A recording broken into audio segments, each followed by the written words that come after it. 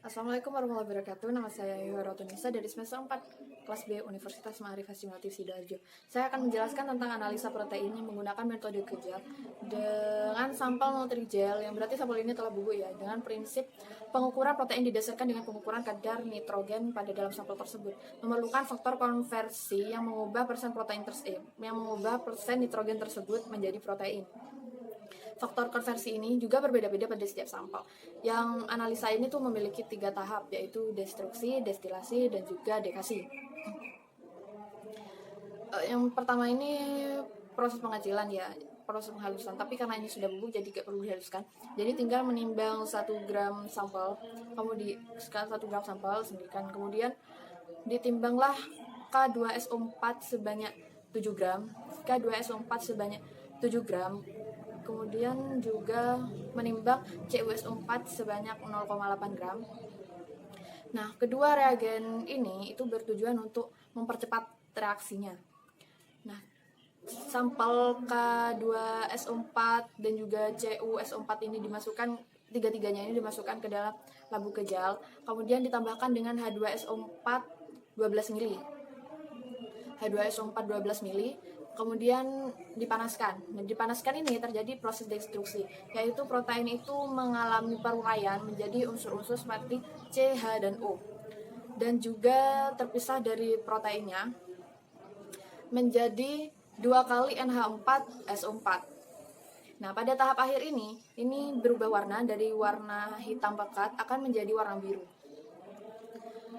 Kemudian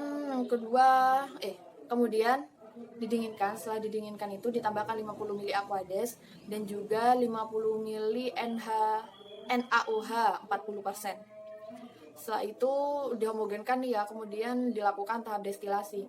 Tahap destilasi atau penyulingan ini dari 2 kali NH4SO4 akan diubah menjadi NH3 dengan penambahan NaOH sampai larutannya itu alkali atau sampai larutannya itu basah. Kemudian kan dipanaskan, kemudian dipasangkan pada alat destilat. Nah, ke alat destilat. Nah, amonia yang dibebaskan ini akan ditangkap oleh asam borat. Kemudian asam borat yang telah bereaksi dengan amonia ini akan dititrasi. Dititrasi dengan HCl akan terjadi perubahan warna menjadi warna merah muda. Nah, setelah itu titrasi ini proses dekasi sudah ya. Kemudian dilakukanlah perhitungan. Sebelumnya tujuan titrasi ini untuk mengetahui berapa banyak asam borat yang telah bereaksi tersebut, yaitu. Kemudian dilakukan perhitungan yang pertama, perhitungan persen nitrogen, kemudian baru dilakukan perhitungan persen dari protein.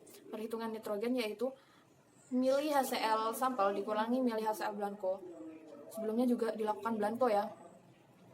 Itu dikurangi, kemudian dikali 14,01 dan dikali 100 dibagi dengan miligram sampel. Nah, miligram sampel tadi itu 1 gram ya, 1 gram sampel.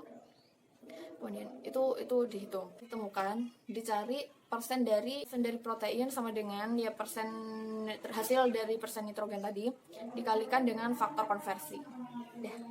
Terima kasih atas perhatiannya, kurang lebihnya mohon maaf apabila banyak kesalahan. Wassalamualaikum warahmatullahi wabarakatuh.